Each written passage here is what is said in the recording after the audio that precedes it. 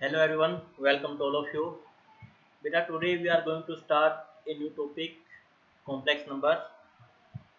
चलिए स्टार्ट करते हैं। कॉम्प्लेक्स नंबर होता क्या है? यदि हम इसको समझे ध्यान से तो अपने पास इक्वेशन है x square minus one equal to zero. मैं कहूँगा find the solution of x. X की वैल्यू चाहिए तो आप क्या कहोगे सर? एक्स के जो आंसर आएंगे इसमें वो आ जाएंगे प्लस माइनस रूट वन। तो x की जो वैल्यू आएगी वो आएगी प्लस माइनस वन। मीन्स इसके दो सॉल्यूशन है रियल नंबर में। हम किसकी बात कर रहे हैं? रियल नंबर में। तो x के दो आंसर है वन और माइनस वन। यदि इसी को मैं आपसे कहूँ कि यदि एक्स स्क्वायर प्लस वन है तो x के सॉल्यूशन चाहिए मुझे रियल नंबर में, तो आप क्या कहेंगे? X square is equal to minus one, then x is equal to plus minus root minus one. ठीक है जी। तो यहाँ पे रूट माइनस वन की वैल्यू हमें नहीं पता, तो ये रियल नंबर नहीं है बेटा। ये अब इसको हम लिखेंगे कॉम्प्लेक्स की फॉर्म में। ये कॉम्प्लेक्स नंबर बन गया बेटा। तो रूट माइनस वन होता है अपने पास आइटा, तो इसके जो सॉल्यूशन होंगे वो होंगे प्लस माइनस आइटा, और ये होंगे कॉम्प्लेक्स में। रियल नंबर इसके कोई सॉल्यूशन नहीं होते। एक्स के plus one equal to zero में रियल नंबर में नो सॉल्यूशन। कॉम्प्लेक्स में इसके रूट होते हैं प्लस माइनस आइटा, इसलिए हम कॉम्प्लेक्स नंबर पढ़ते हैं क्योंकि x square plus one is equal to zero. यदि मैं डी चेक करता हूँ, इसका डिस्क्रिमिनेंट जिसको हम बोलते हैं, ये होता है बी स्क्वायर माइनस फोर ए सी। तो b की वैल्यू है यहाँ पे जीरो, माइनस फोर, ए की वैल्यू वन और c की वैल्यू वन। तो d कितना आएगा? माइनस फोर की equal which is less than zero. मतलब d नेगेटिव आ गया, मतलब आप क्या लिखते थे? No real roots. 10th class में हम पढ़ के आए हैं इसके। तो रियल रूट्स नहीं होते तो हम क्या बोलते थे उनको? Imaginary roots. और इमेजिनरी रूट्स हम पढ़ते हैं कॉम्प्लेक्स नंबर में। और वो क्या होता है बेटा? वो होता है कि root minus one equal to iota. ये आपको ध्यान रखना है कि रूट माइनस वन की वैल्यू किसकी इक्वल होगी? आइटा की इक्वल होगी। क्लियर जी? तो जब भी डी लेस देन जीरो आ जाए उसके रियल रूट नहीं होते, उसके इमेजिनरी रूट होते हैं, और वो हम पढ़ेंगे कॉम्प्लेक्स नंबर में। तो यहाँ पे अपने पास जैसे क्वेश्चन में आ गया, क्वेश्चन में से लिखा कि रूट माइनस फोर, इसकी वैल्यू बताइए। तो इसकी वैल्यू क्या जाएगी? देखो रूट माइनस फोर को हम लिखेंगे root four into root minus one. Root four का टू हो जाएगा और रूट माइनस वन का आइटा। तो हम डायरेक्ट लिख सकते हैं कि रूट माइनस फोर किसके इक्वल होता है? रूट आइटा के इक्वल होता है। ठीक है जी। Root minus one into root minus one कितने दे दिया मुझे? तो root minus one into root minus one होता है माइनस वन की इक्वल। ये आपको ध्यान रखना है। तो यहाँ पे कुछ वैल्यूज आती है अपने पास, जैसे कि माइनस रूट थ्री दे दिया मुझे, तो इसका मतलब क्या है? ये क्या लिखा हुआ है? रूट थ्री आइटा लिखा हुआ है, क्योंकि रूट के अंदर माइनस आ गया तो उसको आइटा लिख देना। बाकी क्वांटिटी बाकी नंबर है एस्टेज, तो रूट थ्री आइटा हो गया इसका सॉल्यूशन। तो कहने के अर्थ है यहाँ पे अपने पास कुछ वैल्यू आएंगी जिसमें जैसे आइटा की जो वैल्यू होती है बेटा वो होती है रूट माइनस वन, ये आपको ध्यान रखना है। देन आता है अपने पास आइटा स्केयर। आइटा स्केयर की वैल्यू होती है अपने पास minus one. Then iota cube. Iota cube की वैल्यू होती है अपने पास, देखो आइटा क्यूब की वैल्यू कैसे निकालोगे आप लोग? आइटा स्केयर इंटू आइटा लिख देते हैं हम लोग। आइटा क्यूब को आइटा स्केयर इंटू आइटा की पावर वन लिख दो। तो आइटा स्केयर की वैल्यू होती है माइनस वन, तो माइनस वन इंटू आइटा, तो माइनस आइटा, तो मतलब आइटा क्यूब की वैल्यू कितनी होती है? Minus iota. और ऐसे ही यदि मुझे आइटा की पावर फोर की वैल्यू निकालनी है तो उसको आप क्या लिख दो? आइटा स्केयर का स्केयर। तो आइटा स्केयर कितना है? माइनस वन, तो माइनस वन का स्केयर प्लस वन। तो आपको ये चार वैल्यू याद रखनी है। आइटा वैल्यू होती है root minus one, iota square होता है अपने पास माइनस वन, आइटा क्यूब होता है माइनस आइटा, और आइटा की पावर फोर होती है अपने पास यहाँ पे प्लस वन। तो ये चार वैल्यू आपको याद रखनी है। उसके बाद वैल्यूज रिपीट करना स्टार्ट करेंगे। जैसे आई टाइप पावर किसी मुझसे कहते हैं 5 की वैल्यू बताओ कि आई टाइप पावर 5 कितना होगा, तो इसको हम लिखेंगे I type power 4 into I type power 1। तो आई टाइप पावर 4 होती है 1 और इंटू आइटा, तो आइटा हो जाएगा। किसी ने मुझसे कहा कि आई टाइप पावर 8 बताओ, तो आई टाइप पावर 8 हो जाएगी आई टाइप पावर 4 का स्क्वायर। तो 4 होता है 1, तो 1 का स्क्वायर 1 हो जाएगा। ऐसे ही आई टाइप पावर 37 दे दिया मुझे, तो आपने क्या करना है? 4 से डिवाइड करना है। जब भी आई टाइप पावर 4 से ज़्यादा आ जाए तो उसको 4 से डिवाइड कर दो। जैसे 37 है, इसको 4 से डिवाइड करो यहाँ पे। तो 37 को यदि आप 4 से डिवाइड करोगे तो 4 9 जा 36, रिमाइंडर इज 1। तो इसको आप क्या लिखोगे? 37 को 37 लिखोगे 4 की पावर 9 इंटू आइटा की पावर 1। 4 9 या 36 प्लस के 1। भाई 37 को हम क्या लिख सकते हैं 4 इंटू 9 प्लस 1, ये लिखे ना यूक्लाइड से। 4 9 या 36 प्लस के 1, तो आइटा पावर 4 कितनी होगी 1, तो 1 की पावर 9 इंटू आइटा, तो 1 की पावर 9 1 होता है, 1 इंटू आइटा आइटा हो गया। तो कहने क्या अर्थ है आइटा पावर 37 की वैल्यू कितनी आएगी आइटा आएगी। ऐसे ही किसी ने मुझसे कहा कि आइटा की पावर 70 वैल्यू बताओ, तो आइटा पावर 17, तो 17 को 4 से डिवाइड कर लो, 4 4 जा 16, रिमाइंडर आएगा 1, तो इसको आप लिखोगे आइटा पावर 4 की पावर 4 इंटू आइटा पावर 1, तो हो जाएगा 1 की पावर 4 इंटू आइटा, तो इसका आंसर कितना आएगा आइटा ही आएगा, क्योंकि 1 की पावर 4 1 होता है। क्लियर में बात। अब जैसे किसी ने मुझसे कहा कि आइटा की पावर 27, इसकी वैल्यू बताइए, तो हम क्या करेंगे 27 को डिवाइड करेंगे 4 से, तो 4 6 जा 24, तो रिमाइंडर विल बी 3, तो इसको आप कैसे लिखोगे आइटा की पावर 4 की पावर 6 इंटू आइटा की पावर 3, 4 6 जा 24 प्लस 3 27, तो आइटा की पावर 4 1 होता है, तो 1 की पावर 6 इंटू आइटा की पावर 3 होता है माइनस आइटा। इसको आप याद रखो, जो मैंने बताया 4 वैल्यू देखो ये बता रखी मैंने यहाँ पे, ये जो 4 वैल्यू बताई है ना, ये आपको जानना चाहिए कि आइटा इज इक्वल टू -1 के इक्वल होता है रूट के अंदर, आइटा स्क्वायर -1 होता है, आइटा क्यूब माइनस आइटा होता है, और आइटा की पावर 4 जो होती है बेटा वो +1 होती है। ये 4 वैल्यू याद रखनी है आपको। तो यहाँ पे अपने पास क्या आएगा आइटा 1 की पावर 6 तो 1 हो जाएगी इंटू माइनस क्या आइटा, तो 1 इंटू माइनस आइटा, ये आपका आंसर हो गया। तो जब भी आपके पास आइटा की पावर 4 से ज़्यादा आ जाए पावर में, तो आप उसको 4 से डिवाइड कर ले पावर को, और उसको अरेंज कर ले यूटिलाइट से, ठीक है जी। ऐसे यदि अपने पास एक क्वेश्चन ऐसे आ जाए 1 अपॉन आइटा की पावर 27, या 1 अपॉन आइटा आ गया, पहले स्टार्टिंग से लेते हैं हम लोग 1 अपॉन आइटा, इसको आपको बताना है कि 1 अपॉन आइटा की वैल्यू क्या होगी। तो आपने कुछ नहीं करना है, 1 अपॉन आइटा के लिए आपने क्या करना है आइटा क्यूब से मल्टीप्लाई कर देना, आइटा क्यूब से डिवाइड कर देना, नीचे आइटा की पावर 4 बना लो। 1 अपॉन आइटा की वैल्यू के लिए हमने क्या किया आइटा क्यूब से मल्टीप्लाई, आइटा क्यूब से डिवाइड, तो ऊपर आएगा आइटा क्यूब और नीचे आएगा आइटा की पावर 4। अब आइटा क्यूब की वैल्यू होती है, मैंने बताया था आपको, आइटा क्यूब की वैल्यू बताया था मैंने माइनस के आइटा, और आइटा की पावर 4 की वैल्यू होती है 1, तो यहाँ पे रखो आप लोग। तो आइटा क्यूब होता है माइनस आइटा अपॉन 1, तो इसका आंसर कितना आ जाएगा माइनस आइटा। तो मतलब आप डायरेक्ट याद रखो कि 1 अपॉन आइटा होता है वो माइनस आइटा के इक्वल होता है। ऐसे यदि 1 अपॉन आइटा स्क्वायर पूछे, तो इसमें तो सिंपल है 1 upon iota square, 1 upon iota square की वैल्यू हो जाए -1, तो ये इसका आंसर आ जाएगा -1, ठीक है जी। यदि आपसे पूछा जाए 1 अपॉन आइटा क्यूब की वैल्यू बताओ, कि 1 अपॉन आइटा क्यूब इसकी वैल्यू क्या होगी, तो इसलिए आप क्या करोगे 1 अपॉन आइटा क्यूब है, इसको आइटा से मल्टीप्लाई और आइटा से डिवाइड कर देना, तो यहाँ पे आपको क्या मिलेगा ऊपर आइटा नीचे आइटा की पावर 4, तो आइटा अपॉन 1, तो आइटा अपॉन 1 आइटा, तो कहने क्या अर्थ है 1 अपॉन आइटा क्यूब किसके इक्वल होता है आइटा के इक्वल होता है। ऐसे ही यदि आपसे पूछा जाए 1 अपॉन आइटा की पावर 4 की वैल्यू बताओ, तो 1 अपॉन आइटा की पावर 4, 1 अपॉन आइटा पावर 4 1 होती है, तो 1 अपॉन 1 1 आंसर हो गया। तो इसमें दो वैल्यू आप जैसे सिंपल सी वैल्यू है, एक तो है 1 अपॉन आइटा, ये होती है माइनस आइटा की इक्वल, डायरेक्ट याद रखो। एक होता है अपने पास 1 अपॉन आइटा स्क्वायर, ये होता है -1 की इक्वल। एक होता है अपने पास 1 अपॉन आइटा क्यूब, ये होता है प्लस आइटा की इक्वल, और 1 अपॉन आइटा की पावर 4 ये होता है 1 की इक्वल। ये चार वैल्यू याद रखो। इसमें भी क्वेश्चन में चेंज हो सकता है। क्वेश्चन यदि आपसे पूछा जाए कि 1 अपॉन आइटा की पावर 27, इसका आंसर बताइए क्या होगा। ये क्वेश्चन है कि 1 अपॉन आइटा पावर 27, इसकी वैल्यू बताइए कितनी आएगी। तो आपने क्या करना है, पहले इसको 27 को 4 से डिवाइड करना है, तो 27 को 4 से डिवाइड करेंगे तो ये बचेगा 4 6 जा 24, तो 4 की पावर 6 इंटू आइटा की पावर 3, 6 4 जा 24 और प्लस के 3 27 आ गया ना, तो ये हो जाएगा 4 की पावर 6 इंटू आइटा की पावर 3, ये हो जाएगा 1 अपॉन आइटा 1 की पावर 6 इंटू आइटा की पावर 3। इसको आप लिख दो 1 अपॉन आइटा की पावर 3, क्योंकि 1 अपॉन 1 तो 1 अपॉन 1 की पावर 6 तो 1 हो जाएगा, 1 इंटू आइटा की पावर 3 आइटा की पावर 3, तो ये आएगा 1 अपॉन आइटा की पावर 3।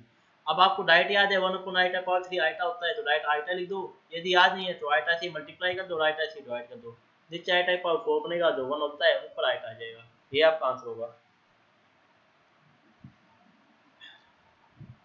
ठीक है जी। एक क्वेश्चन और कर लेते हैं हम इसके ऊपर। क्वेश्चन अपने पास है आइटा की पावर -17, इसकी वैल्यू पूछी गई है, तो इसको हम पहले लिखेंगे 1 अपॉन आइटा की पावर 17, और देन आपने क्या करना है सेम आइटा की पावर 17 है, तो 17 को 4 से डिवाइड करना है, 4 4 जा 16 1 बचेगा तो इसको लिखोगे आई टाइप पावर 4 की power 4 into I type power 1, तो हो जाएगा अपने पास 1 अपॉन आई टाइप पावर 4 1 होती है तो 1 इंटू आईटा, तो अपने पास जाएगा 1 अपॉन आईटा, और 1 अपॉन आईटा के लिए मैंने क्या बताया था, नीचे आई टाइप पावर 4 बना लो, आईटा क्यूब से मल्टीप्लाई और आईटा क्यूब से ही डिवाइड, तो ऊपर आएगा आईटा क्यूब और नीचे आएगा आई टाइप पावर 4, आईटा क्यूब होता है माइनस आईटा और आई टाइप पावर 4 होती है 1, तो आंसर कितना आएगा माइनस आईटा, ये आपका आंसर होगा। ठीक है जी, तो ये तो कुछ बेसिक्स था, इसकी कुछ टर्म्स थी। नेक्स्ट अपने पास देखो, जो भी अपने पास कॉम्प्लेक्स नंबर होगा, जैसे कॉम्प्लेक्स नंबर को हम डिनोट करते हैं जेड से, और ये जो अपने पास कॉम्प्लेक्स नंबर होता है बेटा, ये होता है a प्लस आईटा बी की फॉर्म में, where a and b are real number, मतलब a और b किस में बिलोंग करेंगे, r में बिलोंग करेंगे, a और b की वैल्यू क्या होगी यहाँ पे, r होगी, रियल नंबर होगी। इसमें a को हम बोलते हैं real part of complex number, real part को हम आर से लिखते हैं, आर ई से, रियल पार्ट ऑफ जेड, इसका अर्थ है रियल पार्ट ऑफ जेड, ये तो हो गया ए। और वैसे ही आईटा बी में इसको बोलते हैं, आईटा वाले पार्ट को बोलते हैं इमेजनरी पार्ट, इमेजनरी पार्ट, और इसको लिखते हैं आई एम से, आई एम ऑफ जेड, और ये कितना हो गया, बी हो गया। मतलब कहने क्या अर्थ है, रियल पार्ट को हम लिखेंगे आर ई से, आर ई ऑफ जेड, मतलब जेड अपने पास कॉम्प्लेक्स नंबर है, उसका रियल पार्ट क्या है, ए है, और इमेजनरी पार्ट क्या है, उसका बी है। जैसे एक क्वेश्चन पिक कर लेते हैं हम लोग कि z इज इक्वल टू -5 + 6 आईटा, इसमें किसी ने पूछा find real part and imaginary part, तो यहाँ पे आपको दिख रहा होगा a की वैल्यू -5 है, b की वैल्यू 6 है, दोनों ही रियल नंबर है, तो आपको बताना है रियल पार्ट, तो रियल पार्ट ऑफ z -5 होगा, और इमेजनरी पार्ट ऑफ z ये कितना देगा, 6 देगा। आई एम लिखो या आई एम जी लिखो, कोई दिक्कत नहीं है, ठीक है जी, क्लियर। अब ये होता है, इसमें कुछ कंडीशन आती है अपने पास, if b is equal to 0, a plus iota b में यदि b 0 हो जाए, तो इसका क्या है कि z की जो वैल्यू आएगी वो क्या आएगी, a आएगी, और z a है यहाँ पे, तो इस नंबर को हम कहेंगे प्योरली रियल नंबर, तो इसको क्या बोलेंगे, such a number is called purely real number, मतलब प्योर रियल नंबर है, इसमें कॉम्प्लेक्स वाला पार्ट है नहीं, क्योंकि कॉम्प्लेक्स वाला पार्ट तो क्या हो गया, 0 हो गया, तो जब सिर्फ आपके पास रियल वाला पार्ट बनता है, कॉम्प्लेक्स वाला पार्ट 0 होता है, जिसको बोलते हैं purely real number. Second case, if a equal to 0, यदि a 0 हो गया a प्लस आईटा b में, तो जब की वैल्यू क्या आएगी, आईटा b आएगी, और आईटा b ये कैसा है, कॉम्प्लेक्स है, तो सच ए नंबर इज कॉल्ड, इस नंबर को हम क्या कहेंगे, प्योरली इमेजिनरी नंबर, क्योंकि सिर्फ इसमें इमेजिनरी पार्ट है, प्योरली इमेजिनरी नंबर, ठीक है। तो यदि अपने पास ए वैल्यू, ए की वैल्यू 0 हो गई और सिर्फ आईटा बी बचा है, तो उसको बोलते हैं प्योरली इमेजिनरी नंबर, सिर्फ इमेजिनरी नंबर है। यदि बी 0 हो गया और ए बचा है, तो उसको बोलेंगे प्योरली रियल नंबर, ये आपको ध्यान रखना है, ठीक है जी। तो नेक्स्ट चलते हैं हम लोग, तो इस देयरफॉर हम ये क्या कह सकते हैं, यहाँ से दस हम कह सकते हैं z is a real number, z एक रियल नंबर होगा if image, if and only if and only if and only if imaginary part of z equal to 0। देखो यानी क्या अर्थ है कि z एक रियल नंबर होगा, z को हम रियल नंबर कहेंगे, इफ एंड ओनली इफ का अर्थ क्या है कि यदि z रियल नंबर है तो इमेजिनरी पार्ट 0 होगा, या उल्टा इमेजिनरी पार्ट 0 है तो z रियल नंबर होगा। दो कंडीशन होती है, सिंबल होता है बेटा इस टाइप से, इसका इफ एंड ओनली इफ का सिंबल ये होता है अपने पास, इसमें दोनों साइड चलेंगे। क्या कह रहा है कि z रियल नंबर है, z यदि रियल नंबर है और इमेजिनरी पार्ट 0, इसका अर्थ ये है, पहली कंडीशन ये होगी कि यदि z 0 है, सॉरी z रियल नंबर है, तो इसका अर्थ है कि इमेजिनरी पार्ट 0 होगा, या सेकंड कंडीशन ये होगी कि यदि इमेजिनरी पार्ट 0 है तो z रियल नंबर होगा। दोनों साइड से पढ़ते हैं हम इसको। ऐसे सेकंड केस क्या बनेगा, z is A purely, z is A purely imaginary number if and only if real part of z equal to 0। यानी क्या अर्थ है, जेड एक प्योरली इमेजिनरी नंबर होगा कब, जब real part of Z zero होगा। इफ एंड ओनली इफ को हम बेटा आई डबल एफ से लिखते हैं, ऐसे लिखते हैं। ये भी symbol if and only if का है, ऐसे लिखोगे, ये भी symbol if and only if का है। तो जेड क्या होगा अपने पास, इमेजिनरी नंबर होगा, इमेजिनरी प्योरली इमेजिनरी नंबर होगा कब, जब रियल पार्ट जीरो होता है। ठीक है, तो ये ध्यान रखना है, ये प्योरली रियल नंबर है। अब आता है लास्ट इसमें final, equalities of two complex number.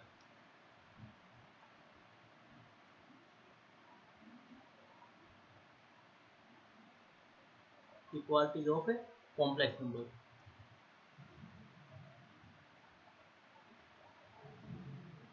मतलब दो नंबर कॉम्प्लेक्स नंबर इक्वल कब होंगे, ये आपको बताना है यहाँ पे कि दो कॉम्प्लेक्स नंबर इक्वल कब होंगे। मीन्स अपने पास से लेट्स से एक कॉम्प्लेक्स नंबर है z1 a1 plus iota b1 and एक कॉम्प्लेक्स नंबर मान लीजिए z2 a2 plus iota b2।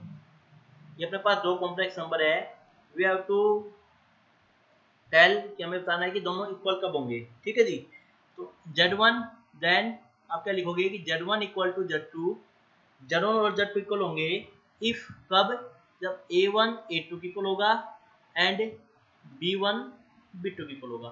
Means कहने का अर्थ है कि मैं कहूँगा कि z1 के अपने पास a1 प्लस z1 अपने पास है a1 प्लस आइटा b1 और वो इक्वल होगा z2 के a2 प्लस आइटा b2 की।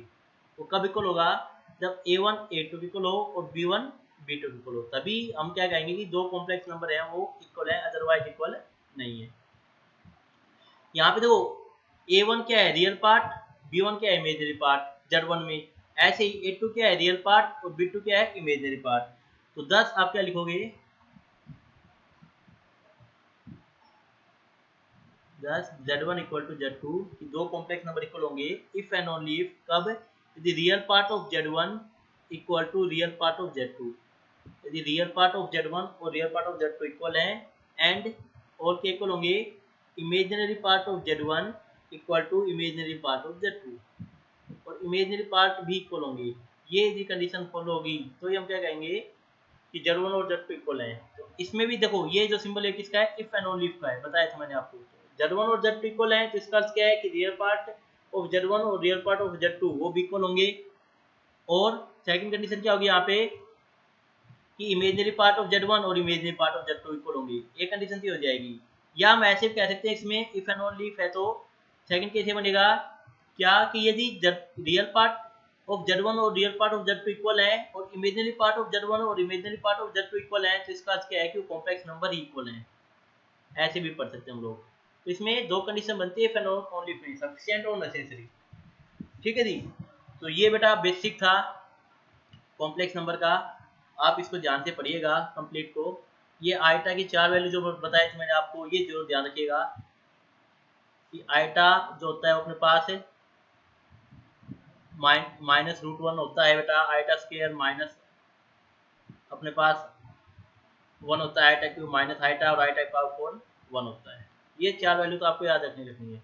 आइटा की पावर 4 से यदि कोई वैल्यू ज्यादा आती है तो आप डिवाइड करोगे 4 से और उसको यूटिलाइज फॉर्म में लिख के सोल्व करोगे। जैसे आइटा पावर 37 आ गया तो 37 को हमने क्या लिखा, 4 9 जा 36, तो 4 into 9 देन मल्टीप्लाई में क्या लिख दिया हमने आइटा की पावर 1 तो 37। ठीक है, तो यहाँ से आपको ऐसे सोल्व करना है। तो आज के लिए बेटा इतना ही। आई होप सभी को समझ में आ गया होगा कि क्या है कॉम्प्लेक्स नंबर, क्यों कॉम्प्लेक्स नंबर की आपको जरूरत पड़ी यहाँ पे, क्योंकि आपके पास रियल सॉल्यूशन नहीं होते। यदि रियल सॉल्यूशन होते तो फिर हमें कॉम्प्लेक्स जरूरत पड़ती नहीं। तो इमेजिनरी सॉल्यूशन है मतलब एक्स एक्सिस को इमेजिनरी मतलब यदि मैं इसको ग्राफ से समझूं एक्स के प्लस 1 को, तो इसका जो ग्राफ बनता है बेटा एक्स के प्लस 1 का मतलब एक्स एक्सिस को कट करेगा नहीं, एक्स एक्सिस को कट करेगा नहीं, ऊपर ऊपर चलेगा ग्राफ इसका। ठीक है जी, इसका ग्राफ क्या होगा ऐसे। तो इसने एक्स एक्सिस को कट किया है नहीं, ये वाई एक्सिस है, तो जब कटने गया तो इसके रियल सॉल्यूशन होंगे नहीं, तो इसके लिए क्या होगा, ये ग्राफ हवा में झूलेगा देखो ऐसे। तो इसका मतलब क्या है, ये इमेजिनरी सॉल्यूशन देगा हमें, तो इसलिए आपको क्या यूज करना पड़ा, कॉम्प्लेक्स नंबर का टॉपिक यूज करना पड़ा यहाँ पे। ठीक है जी, तो डी जब भी लेस देन 0 आ जाए तो समझ लेना no real roots, imaginary roots है। तो आज के लिए इतना ही, बाकी हम कल देखेंगे बेटा, इसकी एक्सरसाइज क्वेश्चन करेंगे 5.1 के। Thank you for watching my video, have a nice day.